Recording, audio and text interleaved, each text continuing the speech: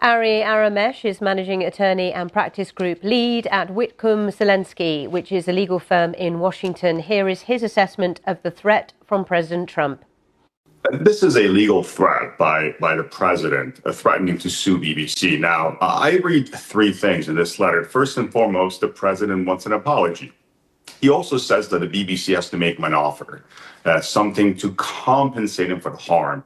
That reads into unfolds into two different sub-branches. Is it money, or is it a promise of action to take a certain course of action? If you sort of followed what's transpired the past year since president came to office, he's gotten his way with some universities, with some publications, even with law firms. Some of the biggest law firms in this country have now committed several $100 million to causes that the president would like to see litigated.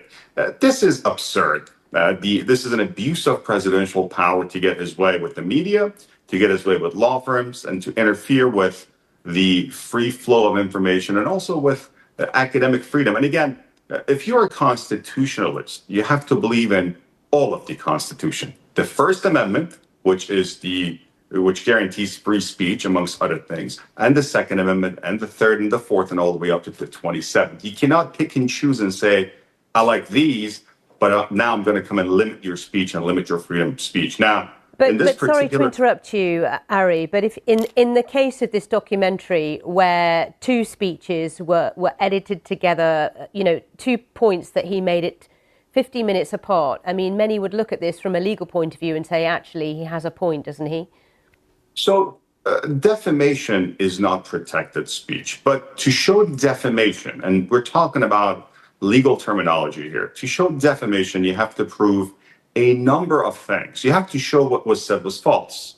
You have to show that the person who was saying that knew it was false. You also have to show it was sort of broadcast to third parties. So far, you have all these elements, but you also have to show damages. And most importantly, in this case, the president is a public figure. The president is probably the most public and the most important of public figures. He has to show malice with malicious intent that BBC undertook a series of actions. Ari, that is a high ball. If you were advising the BBC, what would your advice be? Would it be get that apology in quick, sharp to the White House and figure out what your compensation is going to be? Or would you say take him to court?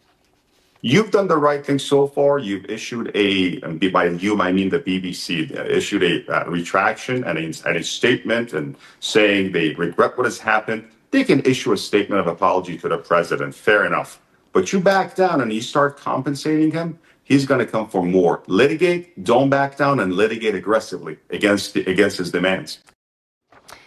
Interesting. A lawyer speaking there, Ari Aramesh from the legal firm Whitcomb Zelensky in Washington. Well,